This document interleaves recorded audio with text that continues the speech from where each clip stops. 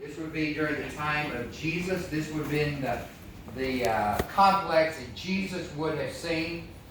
And he would have said the verse, not one stone be left upon another. I worked on this for about a year, just the complex.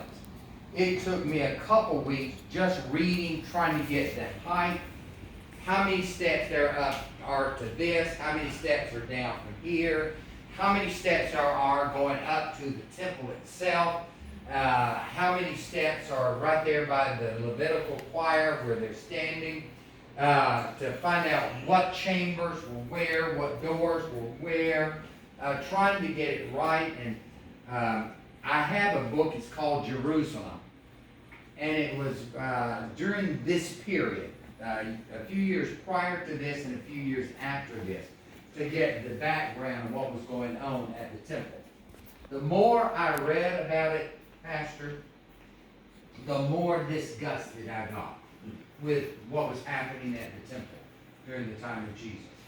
The priests were appointed by Rome.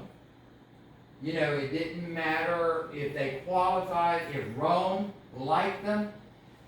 The only connection Rome had with the Jewish people was through the priests. And then they knew if we appoint priests that are sympathizers with Rome, then these priests will turn the hearts of the people more toward Rome and not be so rebellious against Rome. And so that's the reason these priests were appointed. The priest during the time of Jesus was very pious, self-righteous, the aristocrat. You've seen Queen Elizabeth and her entourage and how the royalty and the pomp and circumstance of Queen Elizabeth. Okay. The high priest and the priesthood was the elite of this day. They were the aristocrat, and they acted it. And they were proud of who they were. They were the rich ones. They were the very wealthy ones. There was so much gold invested in the temple that even the government would, if they had projects they were investing in or infrastructure and they needed money, the temple is where they would come to get the money to build aqueducts and whatever for the city. So it was a very wealthy place. People from all over the known world would come up to the temple and they would bring their offerings. As a matter of fact, I'm walking down here. I'm going to open up the temple and show you something here. People coming to the... Now, this temple never had an Ark of the Covenant in it. Herod's temple never had an Ark. You've heard of Zerubbabel's temple? Right. This is Zerubbabel's temple as well. You've heard building the third temple. First temple was Solomon's temple. That was destroyed. Okay. All right. Then Zerubbabel, during the time of Nehemiah and Ezra, came on the scene and built the temple. It was that temple that was smaller, less impressive. Old men wept and young men shouted when they saw this new temple, Zerubbabel's temple. Okay, but it served a function. Zerubbabel's temple is the second temple. Okay? Herod came on the scene, and Jews hated Herod.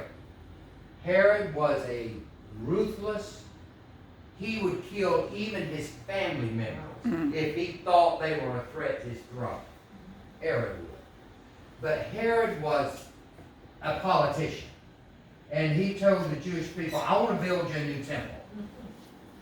Let's take down this old temple. I'm going to build you a temple like there is none other in the world. They didn't trust Herod. They said, no, you're not taking down Zerubbabel's temple. So what he did, he said, okay, I will let the priest, and I will finance it, they will remodel Zerubbabel's temple. It's still the second temple. Okay.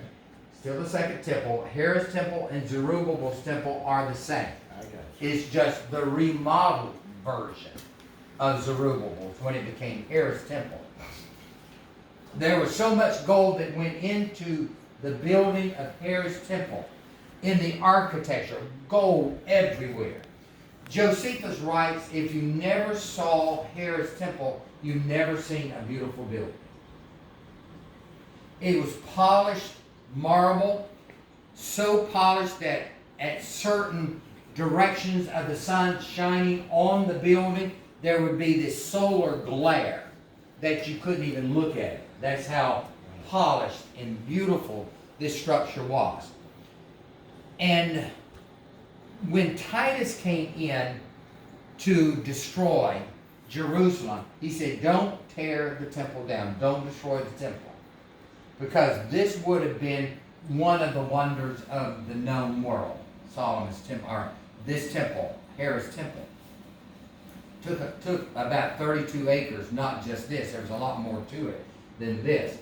But when they saw the gold, they set the temple on fire, the soldiers, and the gold literally melted from the architecture into the cracks and the crevices of the stonework. The soldiers literally pried the stones apart to retrieve the gold, fulfilling what Jesus said. Not one stone would be left upon another.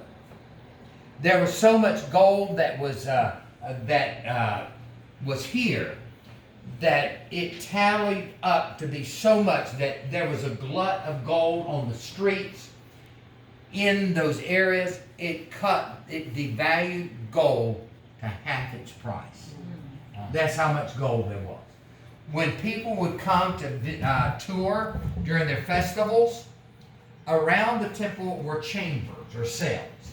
And these would be storerooms. If you come around here, you see where they would bring their, we'll just move. You see where they bring, and they would be stored in these chambers or cells around the temple. It was three levels around the temple.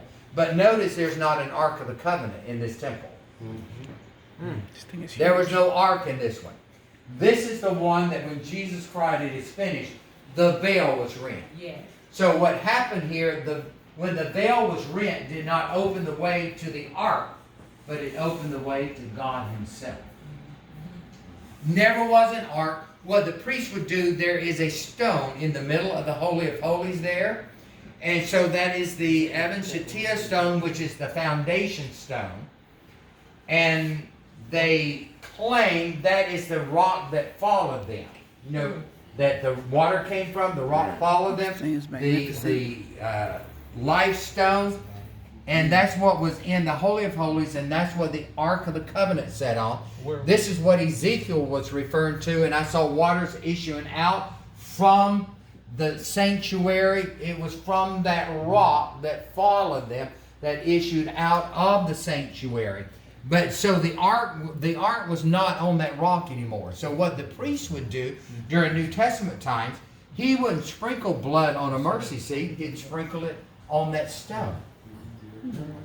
He would go through the motions of having church, but really that it wasn't happening. In other words, they had a form of godliness, but there was no power. My soul. Now watch this. Let me think. When Solomon's temple was destroyed, there are several things that was in Solomon's temple that was never in this temple. One thing that was missing was the Shekinah, the presence of God. The other thing that was missing was the fire. Remember the pillar of fire? That was missing. And so, and I mentioned to you outside, if I can remember to bring it to your attention in here. Let me tell you what happened here.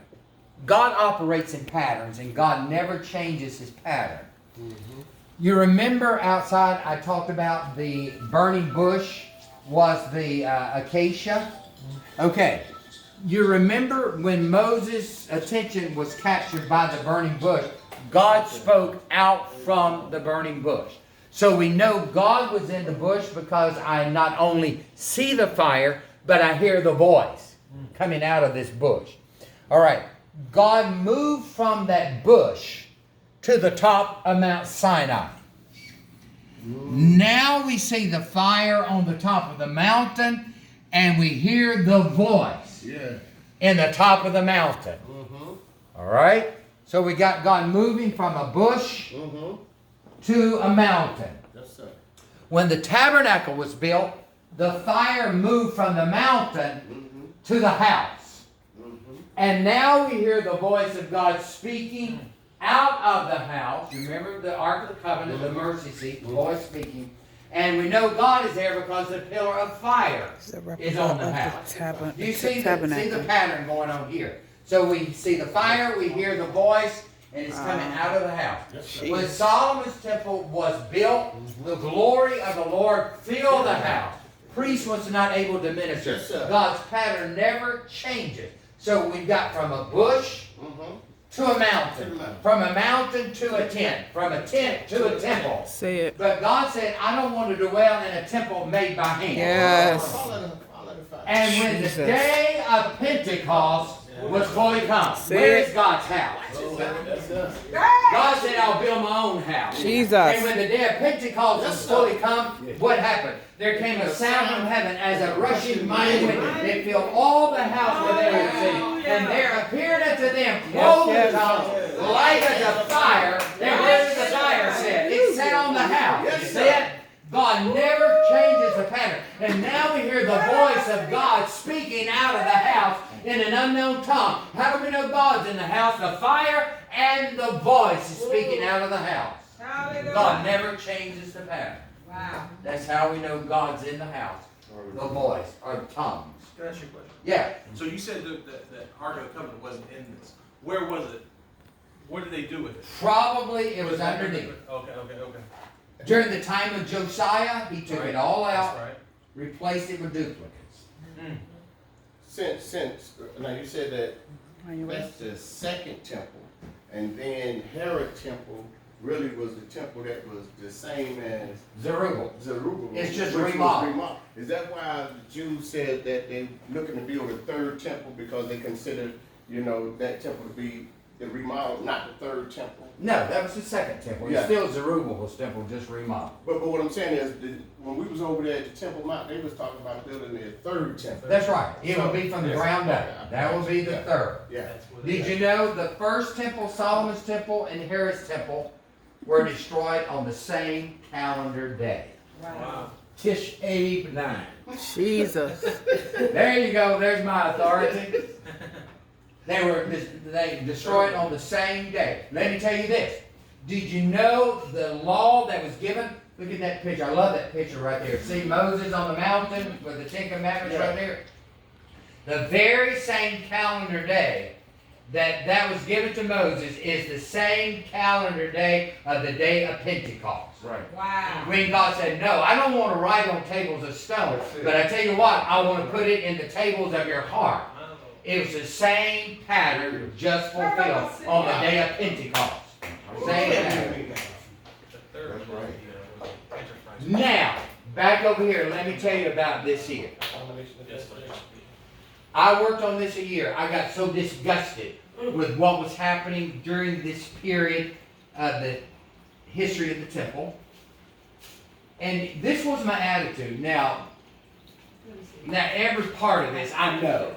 I made molds and poured all the parts, all the capitals on the columns. I made molds and poured those. And so all the priests, I had a little mold I poured to make the Levitical choir. So I know every aspect of this. I know every place. This is the chamber of the oil and the wine right here, the oil and wine chamber. This is the chamber of the wood that was inspected here before it went to the altar. That's the chamber of the Nazarite. That's where the Nazarite would come after he fulfilled his vow, to that chamber right there. This is the chamber of the leper. When a leper was cleansed, there's a mikvah or a place of washing in here. You can see it. Here's where he would wash and then show himself to the priest. That's what that chamber is. There were 15 steps up to the Nicanor gate. There are 3 doors under here. One door is for the salt. They used the salt, the sacrifice. The other door is for the hides that were saved. It's where they kept the organs that was offered on the... So, and they talk about these steps here had to be higher. I worked for weeks and months trying to get this exactly like men said it's got to be.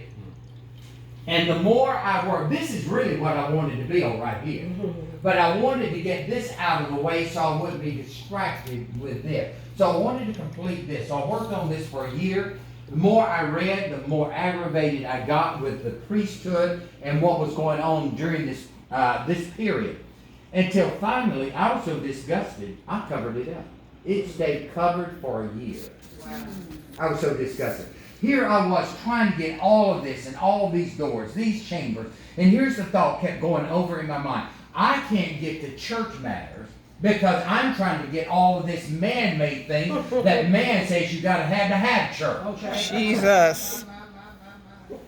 And I was getting disgusted. Man says you got to have it. Even right here in the side of the altar, there's a little niche in the side right there. I put that in because that's where they put the turtle doves and the pigeons that were not suitable for sacrifice. There had to be a little niche in the side of that. And I tried to get all of these things, and I thought, Lord, I can't get the church matters, the things that really matter, because man says you got to have this to have church. That's exactly where we are now. We have so complicated church, people can't find God because we have so complicated. Jesus. Now, here's what the Lord... Now,